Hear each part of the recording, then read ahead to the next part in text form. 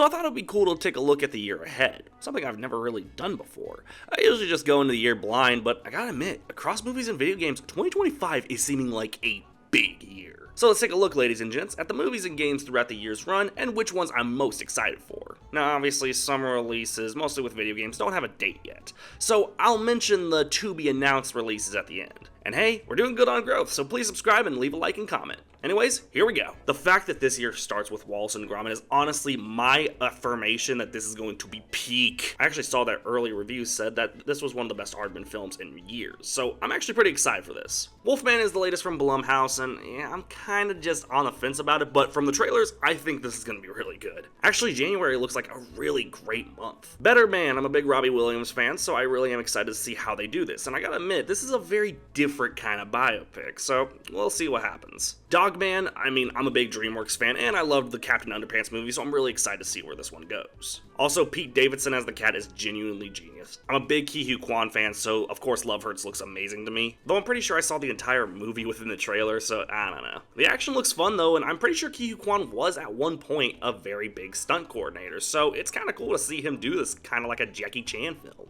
Okay, moving on to a video game, we got a couple here actually. Sid Meier's Civilization 7. I'm a big Sid Meier's fan, so I really am excited to see this next entry in one of his biggest franchises. Also a sequel, we got Kingdom Come Deliverance 2 the same day. Yeah, believe it or not. Honestly, also a big fan of Kingdom Come Deliverance. It's one of my favorite medieval games, so I'm very excited to see where this one goes. The MCU better... Captain America Brave New World is the first release of this major year in the MCU milestone. I mean, this is literally the biggest year for the MCU. It has to be, like, perfect. Brave New World looks like a great step forward. I like Falcon, so I guess this kind of makes sense. And hey, Giancarlo Esposito in a bitch? As a big fan of Longlegs, I'm very excited to see where the monkey goes. Osgood Perkins has obviously shown he can do horror in a different light, and the monkey looks like it's gonna be the next level for his career. Warner Brothers, just don't fucking do it. I know you're thinking about it. Don't do it, let this release. Sinners looks like a really interesting film because every time I've seen the trailer, I still don't know what the fuck it's supposed to be about. But with that said, I love everybody in this movie, so I'm really excited to see what this movie is. I'm joking, y'all. I'm not. I'm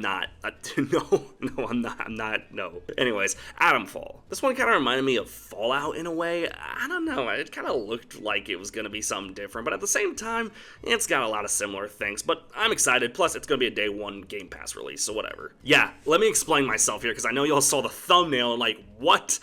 I think this movie needs some time to really resonate with people because here's the thing. The first trailer is god-awful. The teaser trailer, absolutely awful, and it made it look like it was going to be one of the worst films of the year. But the second trailer kind of intrigued me, and I'm actually now pretty excited to see where this goes. I still think it should be animated, but I'm excited. Okay, so while I'm a little pissed this got delayed, I guess delaying a movie is never a bad thing.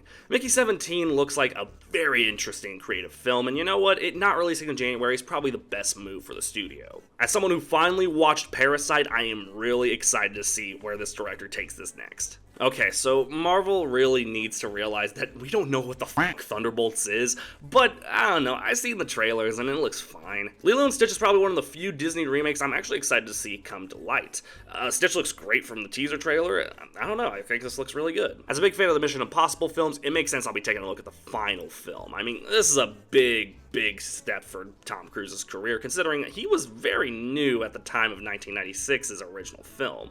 Even then, a lot of people didn't like these films at first, and all of a sudden, everyone's looking forward to the next big step for this franchise, so hey, let's check it out. Ballerina, of course, we gotta talk about the John Wick films. I absolutely love the John Wick films, so it makes sense I'll be taking a look at this new one, this new kind of like spin-off film. I don't know, I like Ana de Armas, so let's see how this works. Alright, we have to skip a whole month because nothing else in June interested me. As you guys know, I have been very back and forth with the Jurassic films because Jurassic Park is one of my favorite all-time films, so obviously I really wanted to like the other films, but obviously the sequels immediately after Jurassic Park suck. Jurassic World was good, Jurassic Fallen Kingdom was pretty bad, not horrible. Dominion was awful, and I just don't know. I guess I gotta see more on this. Probably one of the milestone films of this year. Superman is going to be probably the most important film of 2025. And I say that because this is going to be the start of a brand new cinematic universe after DC just fumbled the bag, so I'm really excited to see where Superman goes. Listen, if this film doesn't fucking work, I'm really going to be convinced that they just can't make any Fantastic Four movie, and it will never I just don't know how to tell you. I mean, we've not had a single good Fantastic Four movie. This is the 4th attempt at Fantastic Four. They better get it. Oh, y'all know I'm excited for Bad Guys 2. If you've been on this channel for a while, you probably know that I'm a big fan of the first film, specifically the character voiced by Zazie Beetz. So obviously, I'm excited. Also, the final scene in this trailer was absolutely diabolical. They knew what they were doing. Why is she in his mouth? All right, skipping a whole month, or 2 months actually. We have nothing in September yet. It sucks to be a guy born on September 17th. The Black Phone 2, I like the first Black Phone, obviously. Wicked Part 2, I loved the first one, so I hope that the second part is good. I hear a lot of people don't like the second half, specifically I heard Shifrilla say that, so I'm kind of worried about that. But Zootopia 2, obviously, I think this is... Zootopia is one of my favorite personal Disney films. I was very much not expecting to like it when it first came out, but hey, maybe this is the $1 billion release that Disney really needs. I mean, their films have just not, other than Moana 2, which is blowing up apparently, for no reason. Five Nights at Freddy's 2, Five Nights at Freddy's 2, obviously, I was a little nice to the first one because I remember looking back on it just recently and saying, it has its flaws, and I guess I just didn't see it because I'm such a big fan of the franchise. But I'm hoping that the sequel really stays true to what the original was setting up, and hopefully it starts to play in more to what made the franchise so great. I felt like that was the biggest problem. Nobody really associates the movie with being associated to the cultural impact that Five Nights at Freddy's had. And of course, finally, we have the SpongeBob movie. If this is what I'm thinking it is, the SpongeBob movie Search for SquarePants, I hear this is supposed to release in theaters.